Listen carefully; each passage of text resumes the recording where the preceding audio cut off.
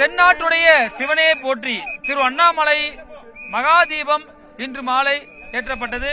நீங்கள் பார்க்கலாம், இந்த மகாதீபம் கிட்டத்தட்ட 20 கிலோமீட்டர் சுற்றளவுக்கு இங்கிருந்து பார்க்கலாம். குறிப்பாக தருமபுரி, கிருஷ்ணகிரி, சேலம் போன்ற மாவட்டங்களில் இருக்கக்கூடிய மக்கள் பார்த்து 11 நாட்களுக்கு இந்த தீபத்தை பார்க்க முடியும். தற்போது இந்த தீபத்தை எல்லாம் ஏற்றிவிட்டு இந்த பக்தர்களை குழுவை சேர்ந்தவர்கள். சார், இப்ப தீபம் இந்த ஆண்டு எப்படி இருந்தது, அதை பத்தி சொல்லுங்க. ரொம்ப அருமையா இருந்தது.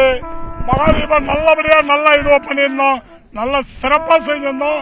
ஹைட்டு நல்லா ஏற்றிருக்கிறோம், நல்லா 62 டின்னு நெய் கூட்டி இருக்கிறோம், நல்லா சிறப்பா இருக்குது.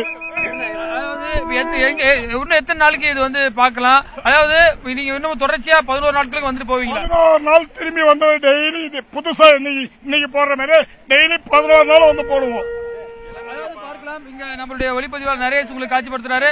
இந்த 7 அடி உயர இந்த செப்பு கொப்பரையில பாத்தீங்கன்னா 4500 கிலோ நெய்யில வந்து இந்த 1500 மீட்டர் காட்டன் துணியில பாத்தீங்கன்னா இந்த திரி செய்து மிகப்பெரிய கடுமையான பணிகளுக்கு பிறகு சிவசிவா என்று போடப்பட்டிருக்கிறது.